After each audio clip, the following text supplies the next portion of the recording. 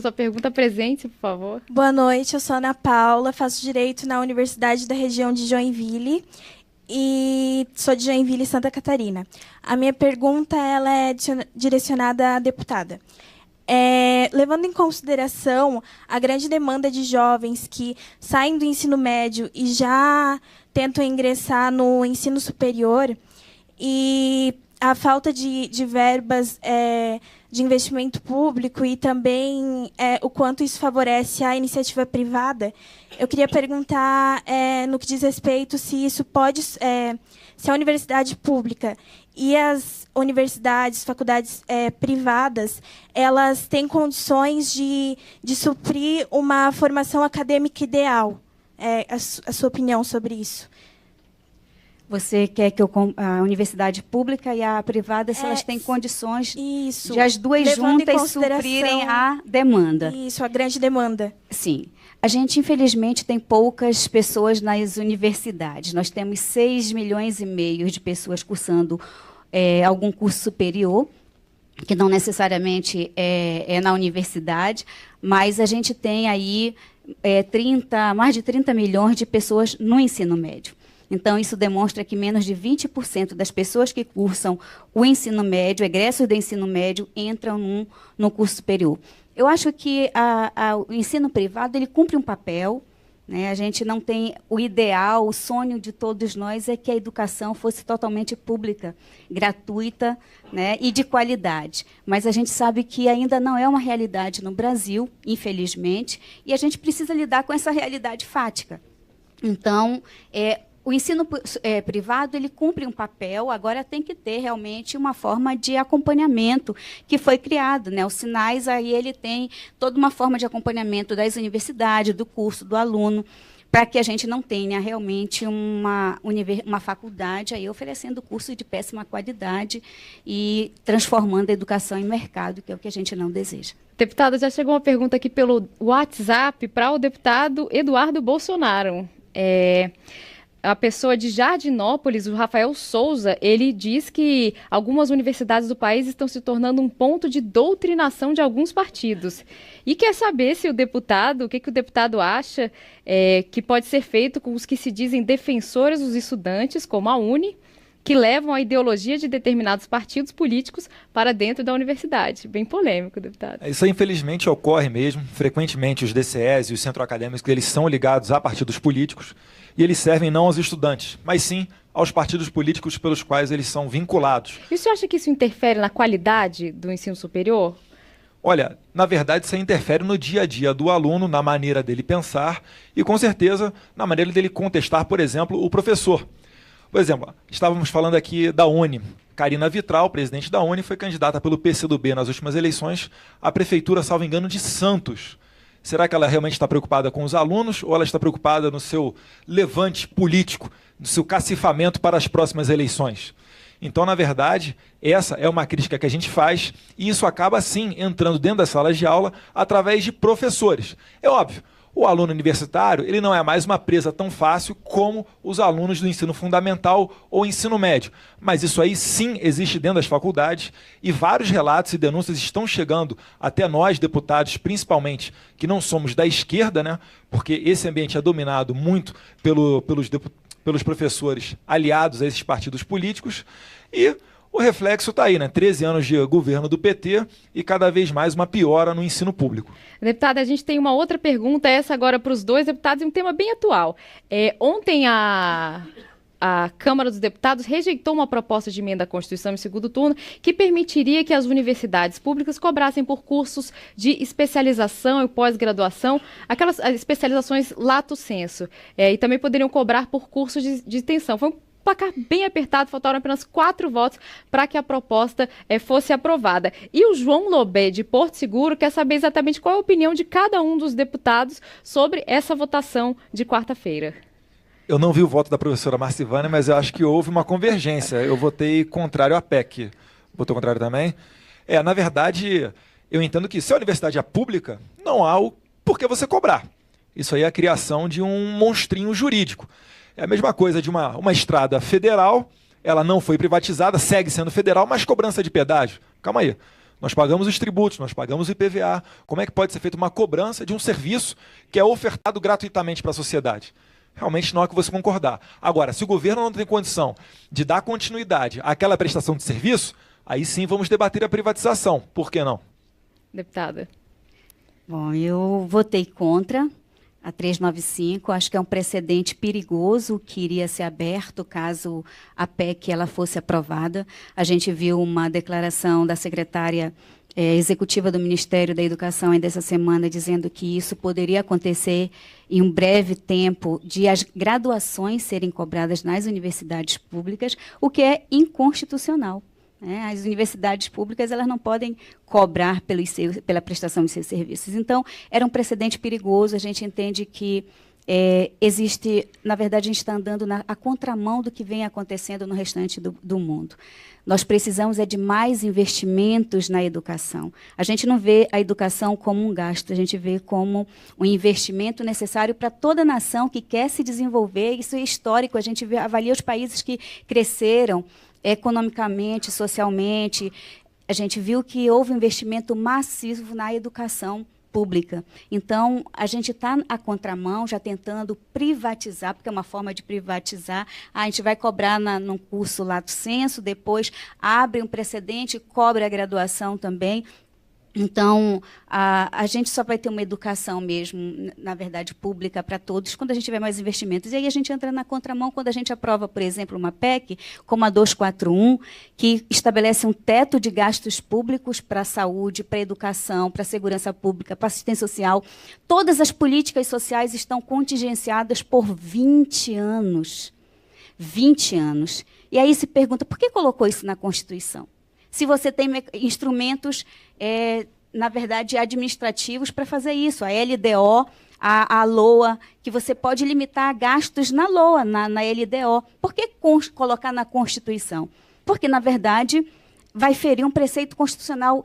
Nós não vamos garantir, a médio prazo, os 25% que são necessários na educação e 15% na área da saúde. Então, a gente está retirando dinheiro de uma política que era essencial para o Brasil avançar. Na verdade, a gente está retrocedendo nesse ano e meio de governo, infelizmente, do Michel Temer. A gente vê votos iguais, mas com ideias divergentes, né? A gente tem aqui uma pergunta do palco, por favor. Então, boa noite, deputado, boa noite, deputada. Eu gostaria de dirigir... Qual que é seu nome? Meu nome é Maria Eduarda, eu estudo na Universidade Federal de Pernambuco, eu curso Direito, e a minha pergunta é dirigida ao senhor.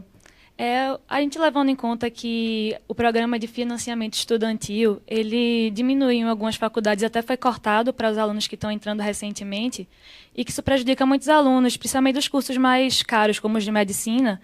Eu queria saber se você acha que tem alguma estimativa de prazo para que esse programa volte a funcionar da maneira normal, como era no início. Eu desconheço. Está funcionando? Tá. Eu desconheço com relação aos prazos, mas quando o governo Temer quis aumentar através de uma emenda, o pagamento do FIES, o PT fez oposição. Então, muitas das vezes aqui, as pessoas fazem um discurso, mas que muda o sabor de governo. Uma vez uma jornalista perguntou para mim se eu seria opositor ou governista. Eu falei, olha, só depende do Temer ou do presidente que estiver lá. As minhas bandeiras são bem tranquilas. Eu olho com bons olhos o FIES. Se o governo não tem condição de sustentar o ensino público, por que não entregar a iniciativa privada e dar para aquele aluno comprovadamente carente um voucher para que ele possa até ter a liberdade de escolher em qual universidade estudar? E isso daí não é estar à contramão do ensino público. Isso aí é seguir exemplos como o dos Estados Unidos, a não ser que você considere que os Estados Unidos têm uma educação muito pior do que a nossa. E voltando um pouco aqui, com relação à PEC 241, se o Brasil fosse um país sério, nem precisaríamos dessa PEC. Mas aqui, como quem senta na cadeira do executivo, faz o que bem entender, acha que dinheiro dá em árvore, que pode pagar o salário que quiser, contratar quem quiser, aí realmente faz necessário uma PEC para você ter uma limitação dos gastos. Tenho certeza, você, não sei se mora sozinha ou seus pais, eles procuram não gastar mais do que eles recebem por salário. O governo é a mesma coisa. O Estado é uma máquina administrativa. Quem fizer isso vai quebrar. Eu estava falando aqui no começo do programa com relação à USP. 105% do orçamento para gastar folha salarial. Sabe quando que isso aí vai acontecer numa universidade privada? Nunca. E é graças a isso que dá margem a eu ter ali professor fantasma, ao ter uma pior qualidade do ensino. Então, mais uma vez, isso aí não é estar na contramão. Isso aí é privilegiar o aluno para que ele tenha aula e ele se forme ali um bom profissional. Temos aqui mais uma pergunta da plateia. Meu nome é Vinícius, eu estudo Direito no Centro Universitário de Brasília e eu gostaria de saber do deputado Eduardo Bolsonaro se a privatização do ensino superior é a melhor saída para melhorar a qualidade do ensino. Olha, eu admito a discussão da privatização. Com certeza, alguma forma de transição. Se é a melhor saída, não sei. Até agora é a única que se apresenta como viável. O ensino público é bem-vindo, mas do jeito que está, a gente está vendo que não está conseguindo se sustentar. Pergunta a você, você prefere ter aula numa faculdade privada ou você prefere entrar numa universidade pública onde talvez não vá haver professor ou entrará em greve diversas vezes, professores fantasmas, uma falta de gestão dessa? E cito ainda complemento com outro dado. A USP, por exemplo, para cada professor existem 6 funcionários. A média mundial dos países desenvolvidos é de, para cada professor, na média mundial para cada professor haver 6 funcionários, enquanto no Brasil essa média é para cada professor até 50 funcionários. Então veja o inchaço que existe. Isso aí não é ser contra a escola, contra a universidade. Eu gostaria muito de poder sustentar todo mundo, mas infelizmente isso aí não é possível. Eu espero que a gente não chegue a uma situação similar à da Grécia, onde medidas muito mais drásticas seriam tomadas para a gente perceber que o dinheiro não nasce em árvore. A gente tem uma pergunta aqui do WhatsApp, Lucas Tadeu, do Rio de Janeiro, acho que vai com um pouco que a professora Marcivânia falou da questão da LDB, prever professores mais capacitados, com mestrado, né? Ele quer saber qual é a opinião a respeito da pesquisa básica nas universidades. Temos muitas pessoas capacitadas e que trabalham em instalações precárias. E também vai no sentido de fuga de talentos, né? Que também é um problema que o Brasil está vivendo. Sem antes, assim, não posso deixar de responder aqui que houve um corte, um teto estabelecido por 20 anos, gente, 2 décadas, para gastos sociais. Mas o sistema financeiro ficou intacto. Não houve nenhum corte no pagamento de juros, enfim. Você poderia ter uma decisão política de cortar de quem já tem, mas o governo teve uma decisão política de cortar de quem realmente não tem, que é quem precisa dos serviços públicos, né, que são as pessoas mais pobres. Em relação ao ensino privado, na verdade, tanto para o público quanto para o privado, a exigência legal é para todos, né, porque a LDB ela rege a todos. Então, é uma inovação não, 96 para cá, que bom que a gente tem aí essa exigência de termos mais mestres, mais doutores, e as universidades têm trabalhado isso. Nós temos hoje um incentivo muito grande à formação, e as universidades brasileiras hoje têm um quadro diferente de 92, quando eu cursei. E ainda bem que nós temos uma realidade hoje diferenciada. Enquanto a gente fala de valores, os Estados Unidos passa a ser, parece referência para todo mundo. Estados Unidos, porque nos Estados Unidos é assim. E a gente tem outros países também, para citar a Alemanha, a educação pública na Alemanha, o curso superior na Alemanha, ele é gratuito para todos, inclusive para estrangeiros, né? A gente tem na França também a educação gratuita, e a gente tem o custo aluno que a gente deveria avaliar aqui. Sabe quanto custa o aluno no Brasil? Ano, $3.000, deputado. Sabe quanto custa nos Estados Unidos um aluno por estado? $15.000. Na Suíça, $16.000. Então, a gente não tem que discutir aqui, a gente tem que discutir quando é que a gente vai chegar nesse percentual, já que, infelizmente, a gente congelou os gastos por 20 anos. Já que o tema aqui é privatização ou não... Vamos voltar. Esquentou o debate. Vamos abrir para os estrangeiros virem estudar aqui também. Está sobrando aí dinheiro para educação. Já que a gente está falando de privatização, tem uma pergunta aqui para o deputado Eduardo Bolsonaro, também quente. O que é possível fazer para mudar a atual realidade do ensino superior brasileiro? Ele fala que, por exemplo, muitos se formam e são analfabetos funcionais. Vou puxar aqui um pouquinho, entrar aqui de novo nas ações afirmativas, não falando que os cotistas sejam parte desse processo. Mas hoje em dia, né, o cotista começou-se como uma medida paliativa, porque desde pequeno eu escuto falar o seguinte: o problema é a educação de base, vamos ter educação de base, que aí todo mundo vai ter condição igual para entrar no vestibular. Mas enquanto isso aí não ocorre, vamos fazer as cotas. E veja bem, isso aí começou na UERJ no início dos anos 2000. Até hoje, a educação de base não melhorou nada. Pelo contrário, o exame do PISA revela que piorou a nossa educação de base no país. E além agora dos cotistas entrarem nas faculdades com as ações afirmativas, agora tem cota até para concurso público. E cota racial, num país mestiço como o país, como o Brasil. Será que é justo a minha irmã ser cotista? Mas ela será. Irmã de um deputado federal, filha de deputado federal, ela é mulata. Isso aí é justiça? Com certeza não. Agora, aqui no país parece que a expansão das universidades, você tem um diploma na parede, você pode se vangloriar de ser chamado de doutor. E isso daí não garante emprego para ninguém. É preciso sim investir na qualidade. Nessa parte aí é bacana. Capacitação dos professores, colocar professores mais graduados, com mestrado e doutorado. Isso aí, com certeza, a gente vai convergir aqui. Mais uma pergunta da plateia. Certo. Uma boa noite aos deputados, boa noite aos telespectadores. Eu gostaria de perguntar à deputada. Deputada, eu me chamo Felipe, eu faço Direito na Universidade Federal do Pará, sou do Norte, assim como a senhora, e eu faço parte do Centro Acadêmico de Direito da minha Universidade Federal, lá do Pará. E a minha pergunta é no sentido de saber como o movimento estudantil, como os centros acadêmicos, diretórios, como os estudantes em si, de maneira organizada ou de maneira mesmo que incisiva, podem colaborar com a melhora e a qualidade do ensino público no Brasil. Bom, eu vou aproveitar a sua pergunta e dizer que as disputas, elas são democráticas. Então, se a Karina Vitral está lá na presidência da UNE, é porque ela foi para disputar e ganhou a eleição. Assim como você colocou seu nome à disposição do povo do seu estado e ganhou a eleição. Então, esses processos, eles são democráticos e você apresenta o seu nome. Se a esquerda está tendo mais competência para ganhar a disputa desses espaços, então, vocês têm que começar a pensar o que vocês estão fazendo de errado. Então, eu acho que os centros acadêmicos, eles podem contribuir, sim, no diálogo, na luta pelas pautas nossas. A gente está perdendo direitos, é fato.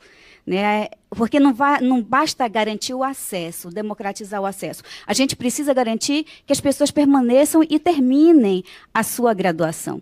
E a gente tem um índice de evasão muito grande. A gente precisa criar uma política que garanta que o universitário que saiu lá do interior, que vai para a cidade, no meu estado a realidade é essa. As pessoas, a universidade é na capital e a gente tem poucos campos nos outros municípios. Então as pessoas muitas vezes têm que sair mesmo do seu município e morar na capital. Então a gente precisa ter uma política de agregar esse estudante para ele permanecer e terminar a sua graduação. E aí vocês podem ajudar nessas lutas. A gente precisa ter mais investimento no curso superior. A gente já teve aí, ao longo dos anos, essa amplitude nos investimentos nas universidades públicas, e a gente está tendo uma realidade agora de arroxo e de, na verdade, sair do armário e defender publicamente a privatização da educação. Então, a gente organizado, lutando, dialogando com o reitor, com os professores, eu acho que a gente tem muito a construir e garantir que o ensino seja de qualidade para todos. Bom, eu vou aproveitar que o tema esquentou aqui, o debate esquentou, e vou chamar um intervalo rapidinho, o papo está ótimo, mas precisamos fazer um breve intervalo, não sai daí.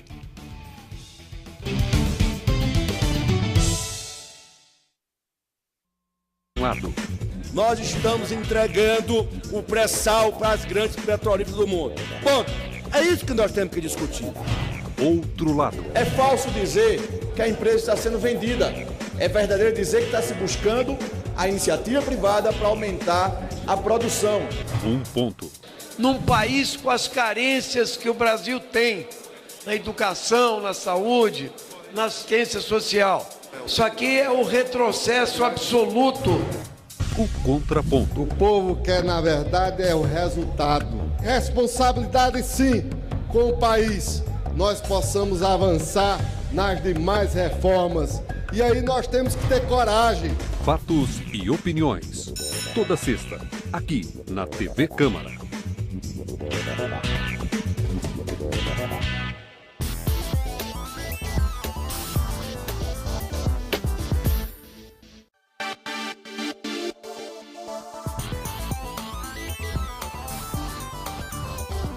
Estão abertas até 9 de junho as inscrições para o Parlamento Jovem Brasileiro. Podem participar estudantes do ensino médio de escolas públicas e particulares. Eles vão atuar como deputados jovens. O evento está marcado para 25 a 29 de setembro.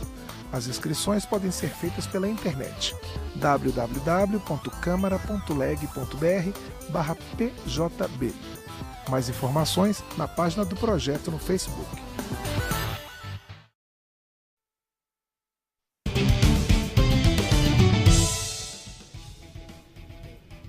Estamos de volta com Ocupação, que hoje discute a qualidade do ensino superior.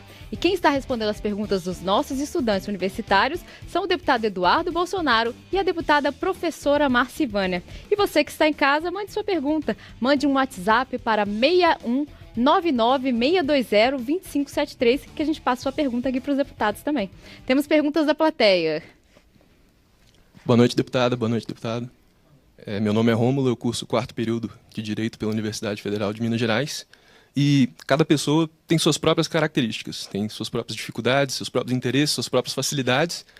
E, portanto, o melhor ensino seria aquele que melhor se adequa às características dessa pessoa. Mas acontece que o ensino ele é planejado, planificado. Então, ocorre uma busca de padronizar o ensino para todo mundo e, por vezes, acaba sendo relevado essas características únicas dessas pessoas. Então, quais alternativas a gente pode buscar em relação a isso? E, se possível, eu gostaria de ouvir as respostas dos dois deputados. Obrigado. Perfeito. Eu tenho um projeto de lei aqui que fala do homeschooling e atende exatamente a essa individualidade, uma nova maneira de você trazer à tona a temática da educação. Tem sucessos estrondosos já dentro do país, em que pese não haver uma lei regulamentando e vira e mexe os pais são processados por abandono intelectual, mas em todos os 60 países top em educação mundial, a esmagadora maioria deles adota o homeschooling. Seria uma saída para essa questão da individualidade de cada um e etc., e não fazer do ensino uma máquina de produção de pessoas dentro da nossa maneira de fazer educação. Além disso, me desculpa, Carol, mas retornando aqui à questão anterior, na verdade, a direita ela não tem espaço em uni e nesses tipos de centro acadêmico, exatamente porque nós não temos os mesmos valores da esquerda. Experimente você colocar uma camisa do deputado Jair Bolsonaro e vá a qualquer universidade para você ver como que será feita a forma de tratamento que será feita a você naquela universidade. Será que isso é convidativo para você participar de uma reunião nacional da Uni? O próprio Arthur, do Mamãe Falei, tem vídeos no YouTube em que ele entra dentro dessas reuniões e veja como ele é tratado. Será que isso aí é maneira democrática? Agora, aqui nas câmaras é bom, você fala em democracia, você fala em diálogo, mas na prática, lá na ponta, não é assim que ocorre. E nós nunca faremos uso dessas mesmas táticas. Vou ter que dar o direito de resposta aí a deputada. É por isso que estão querendo fazer escola sem partido, né? E criar camisa de força para o professor, para que ele, inclusive colocando petição de como ele pode processar o professor por achar que o professor está, de alguma forma, colocando... Não é militante. Eu fico imaginando como serão nossas aulas de história, de geografia, de filosofia, num contexto em que, se isso se tornar realidade, né, esse projeto mirabolante. Eu queria dizer, Felipe, que vamos cobrar o Plano Nacional de Educação. O Plano Nacional de Educação está esquecido, você nunca mais ouvi falar dele. Sabe por quê, gente? Porque as 20 metas que foram construídas a muitas mãos, por professores, por alunos, por pais, por toda a comunidade, foi um processo democrático para criar... Nós temos um plano para a educação, que é o Plano Nacional de Educação. Sabe por que ele não está sendo mais citado aí nas discussões? Porque é impossível cumprir as metas com a aprovação da PEC 241, que se transformou em 55 no Senado. Então, tudo que foi construído até hoje está sendo assim destruído a toque de caixa com uma facilidade tremenda. Eu quero dizer que essas individualidades elas precisam ser respeitadas. Eu acho que a escola, a sala de aula ainda é um ambiente, viu, Jair? Desculpa, Eduardo. Ainda é um ambiente de diálogo democrático e essa individualidade ela é respeitada, ela é preservada. Agora, eu tenho receio do teu projeto, porque é segregar, não é que eu não seja a favor, eu educo as minhas filhas em casa também, eu tenho filhas, eu sou professora, mas eu acho que não levar para o ambiente da sala de aula, que é de convívio, é onde a criança convive, onde ela troca carinho, onde ela tem relação interpessoal, se socializa. Eu acho que é negativo para a criança. É esse aspecto que eu queria considerar. Mas as individualidades, elas devem ser preservadas, a gente tem um ambiente ali que deve ser plural. Que bom que é assim, que o ambiente é plural, é diversificado e é de respeito às diferenças. A gente precisa construir essa cultura. Eu acho que o Brasil, em determinado aspecto, está melhorando, mas acho que existe muita intransigência ainda, existe muito preconceito. A gente ouve aí todos os dias pessoas, porque a pessoa cotista está tirando uma vaga minha, porque as universidades vão perder a excelência com as pessoas que não passaram pelo processo tradicional. E é um preconceito que está sendo desfeito dia a dia com as pesquisas que são feitas. A Universidade de Minas Gerais fez uma pesquisa e constatou que é o inverso. Agora, a gente precisa fazer um nivelamento, a gente precisa, porque tem gente que traz mesmo muita deficiência da educação básica. Agora, essa questão de que vai melhorar a educação básica é uma discussão que dura 40, 50 anos no Brasil e não resolve. Então, a gente precisa resolver o problema. E a gente não resolve o problema privatizando a educação. Eu não vejo a educação como uma mercadoria, eu vejo como um direito, e a gente não resolve o problema tirando o recurso da educação. Pelo contrário, vamos voltar esses países, esses países que hoje eles têm a condição de ter um PIB menor até que o Brasil, de investimento na área educacional, eles já tiveram que investir muito, e hoje estão num patamar que eles podem. A gente tem dificuldades muito sérias profundas na educação que a gente precisa corrigir. A educação básica e no curso superior também. Agora, a gente precisa corrigir aumentando investimento e criando políticas para isso. Vamos voltar aqui com a pergunta da plateia. Boa noite, deputada, deputado. Eu sou Gustavo Chuinte, da PUC de Maringá. Sou participante também do movimento estudantil.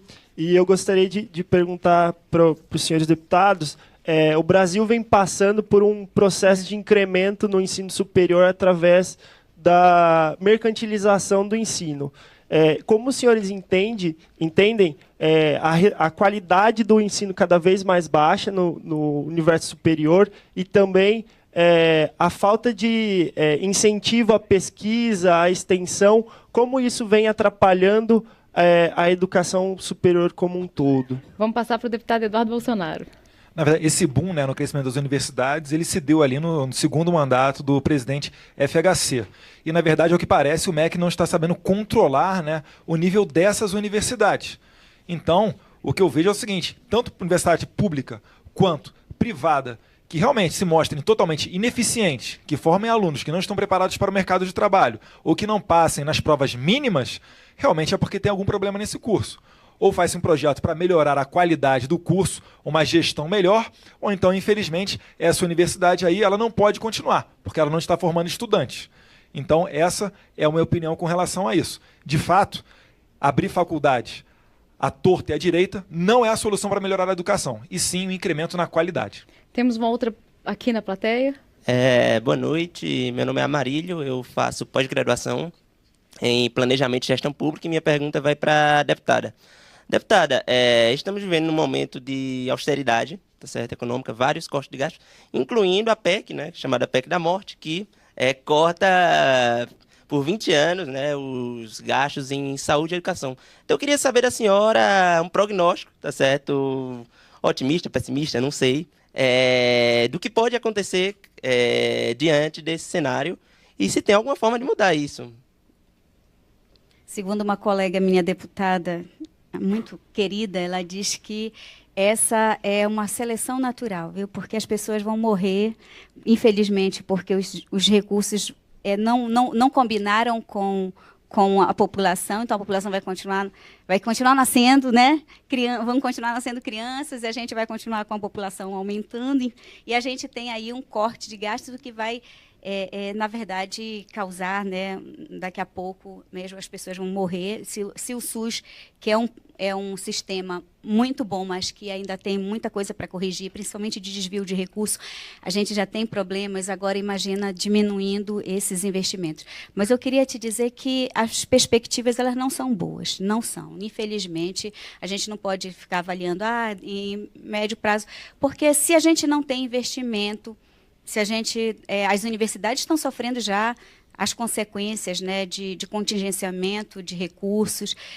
Então, se você não tem esses investimentos, não tem como ter perspectiva de dias melhores. Aí tem aí na pauta outras pautas também muito ruins, reforma da Previdência, a que foi aprovada da terceirização, que para as atividades fins, enfim, é uma precarização mesmo do serviço, e agora terceirizar a atividade fim no serviço público. O que vai acontecer é que a gente vai mas a gente tem um processo democrático de escolha que eu tenho certeza que pode corrigir aí os rumos e a gente pode ter esperança de dias melhores para o país. Agora, deputados, nesse cenário que pode ser bom ou pode ser ruim, o que o estudante pode fazer para correr atrás, a avaliação de vocês, para correr atrás, para não ser determinista? Uma faculdade ruim determina um futuro ruim? O que o estudante tem que fazer também para tentar fugir das suas circunstâncias? Olha, a gente tem um sistema já, né, que eu falei anteriormente, os sinais. O ENAD é um exame necessário, a gente precisa estar acompanhando. Agora, a gente precisa ter um aproveitamento disso. A gente faz avaliação, detecta os problemas, e aí tem um controle hoje de autorização dos cursos, de reconhecimento, enfim. Mas a gente precisa fazer com que esse instrumento de avaliação ele sirva para a gente melhorar a política, né, educacional. Onde é que a gente está errando? O Enem, por exemplo, é necessário, acho que o Enem é um caminho sem volta, mas eu acho que a gente precisa corrigir uma coisa no Enem. Ele precisa ir para as escolas, o resultado dele, para a escola discutir o resultado e apontar um novo horizonte. O aluno, mas o aluno também tem que fazer o filtro da faculdade quando ele faz o Enem? Eu acho que o aluno ele tem que, quando ele vai fazer, por exemplo, tinha o ProUni, né, que era nas faculdades particulares, né, então ele precisa também fazer esse filtro, analisar a nota da instituição. Agora, a gente precisa melhorar os cursos, realmente, que alguns eles são oferecidos assim para inglês ver, a gente não está maquiando aqui, a gente tem uma realidade que ela é muito diversa, né? Eu sempre digo que quando o projeto é educacional, eu sou a favor de tudo.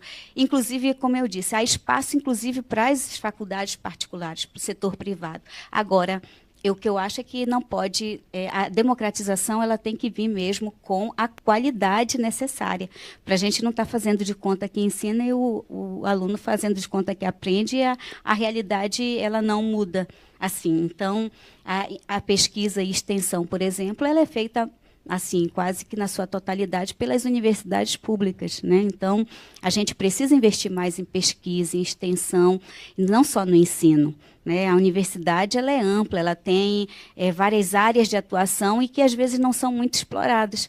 Mas a gente precisa criar um ambiente de formação não só intelectual, de produção de conhecimento, mas também um ambiente em que as pessoas se sintam preparadas para ir para o mercado de trabalho. Porque a nossa universidade faz tudo isso, né? Ela tem esse ramo que é a questão da produção mesmo intelectual, mas tem também a profissionalização. Então, acho que as universidades precisam entender melhor qual é o seu perfil, algumas faculdades, e aí investir mais no seu perfil para que a gente melhore a qualidade. Vamos passar para o deputado. Eu acredito que nós somos responsáveis pelo nosso sucesso e insucesso. A gente tem que parar de esperar que o pai, a mãe Estado, vai lhe dar tudo.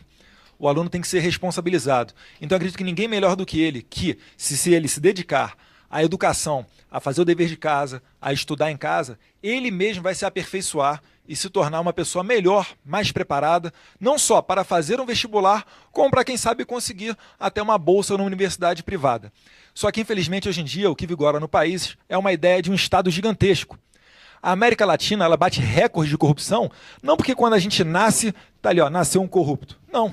mas sim porque o Estado é grande e tudo é por nomeação. E isso vira moeda de troca dentro do Congresso Nacional e enseja esses escândalos de Petrolão, Mensalão e aí por diante. Então, no dia que nós mudarmos essa mentalidade e aplicarmos a disciplina a nós mesmos, aliás, segredo de sucesso dos colégios militares e militarizados, que os pais disputam a tapa para colocar o seu filho matriculado lá dentro, quem sabe assim, um dia a gente vai ver o país caminhar para frente. Bom, vamos voltar aí à pergunta da plateia. Boa noite. Vamos tentar ser um pouquinho mais rápido, porque a gente já está na reta Primeiro final. eu vou desentalar a garganta do Brasil. Primeiramente, fora Temer. Eu queria perguntar à professora Marcivânia, eu sou Marrone, do Rio de Janeiro, curso Faculdade de História na FEUDUC, no município de Duque de Caxias. E gostaria de, com essa terceirização que foi aprovada, atividade meio e atividade fim foram colocadas em pé de igualdade. E nós que estamos nos formando na área de licenciatura, ficamos muito preocupados quando isso aconteceu, porque você coloca o fim dos concursos públicos e os professores podem ser contratados por meio de contratos terceirizados. Eu queria que a senhora comentasse um pouco disso para nós, que somos da área de educação, nos formaremos professores em breve, e do que podemos esperar com essa terceirização. Olha, eu queria dizer que a gente precisa estimular muito os cursos de licenciatura no nosso país. A gente tem aí tem muita vaga e as pessoas não querem mais ir para cursos de licenciatura, porque ser professor no Brasil é complicado. Então, a gente precisa, para melhorar os cursos de licenciatura, estimular as pessoas a fazer, a gente precisa valorizar o professor. No Brasil, infelizmente, até pouco tempo, o professor não tinha piso salarial. Em muitos estados, a gente não cumpre ainda o piso salarial. Então, é uma realidade bem diferente. Você, em qualquer outra profissão que você não tem nível superior, você pode ganhar igual a um professor do nível médio ou do ensino fundamental. Então, a gente tem essa realidade, a gente precisa mudar essa realidade, porque o curso de licenciatura ele é fundamental, é quando você vai ali preparar professores para irem para o chão da sala de aula. E aí as universidades também elas têm que estar mais conectadas com a realidade da escola. Os cursos de licenciatura eles têm que estar mais presentes na escola para conhecer a realidade desde cedo e para que realmente o curso de licenciatura não seja só, fique no campo das ideias, mas ele tenha a prática muito vivenciada ali no dia a dia. Então, eu queria dizer que eu tenho... Assim, eu gosto da minha profissão, sou professora, sou militante da área desde sempre, há 23 anos, mas a gente precisa valorizar o professor nesse país. Infelizmente, a gente não tem... o país que não valoriza o professor, que não valoriza a educação, não dá para a gente ter perspectivas de futuro. Mais uma pergunta ali da plateia. Boa noite. Meu nome é Wagner Alves, sou acadêmico do curso de Ciências Contábeis da Universidade do Estado do Amazonas. Bom, minha pergunta é direcionada ao deputado Eduardo Bolsonaro. Assim, quando falamos da qualidade do ensino superior, é observado o seguinte tripé. Qualidade do ensino, extensão e pesquisa. É notório que o ensino superior vem com baixa na qualidade. Eu gostaria de saber do deputado se ele sabe dizer a respeito se existe uma falha nesse tripé da educação que consta na LDB. Pode só repetir o tripé, desculpa? Ensino, pesquisa e extensão. Perfeito. Se eu tivesse poder da caneta, vão falar, mas eu voltaria a fazer o que acontecia no regime militar. Pegava os estudantes 01 de turma, mandava para Israel, para a Europa, para os Estados Unidos, para se aperfeiçoar nessas universidades e depois retornar aqui para dar aula. Incentivar esse tipo de intercâmbio. Ao invés de fazer demagogia, coitado do negro, coitado do pobre, coitado da mulher, coitado do gay, privilegiar quem faz, o 01 de turma. Se eu pudesse, eu faria isso. Entraria no seu tripé aí com certeza na parte da pesquisa. E isso melhoraria as faculdades. Hoje em dia, o colega que falou ali primeiramente fora Temer, deve estar com saudade da Dilma. As 200 faculdades mundiais, nenhuma é brasileira. 13 anos de PT e olhem que estado nós estamos. Mas parecem ignorar a realidade. Eu proponho mudanças. Tem muita gente que está aqui e propõe a continuidade disso que está. Mais uma pergunta aqui da plateia. É por isso que se respeita a opinião dos outros. Uma coisa, eu sou Isabela, de Santa Catarina, eu estudo numa faculdade estadual e participava do movimento estudantil ano passado, nós levantamos um movimento, Até Quando ESAG, que é o nome do meu centro. Nesse levantamento de demandas e de problemas da minha faculdade, um dos mais notáveis, assim, além dos problemas estruturais, desculpa, é que os professores, eles dão a mesma aula há 50 anos. Então, é muito difícil, nos tempos atuais, dessa modernidade, desse mundo que está girando, que está cada vez mais evoluindo, nós temos as mesmas aulas. Por que a gente não muda essa forma de ensino?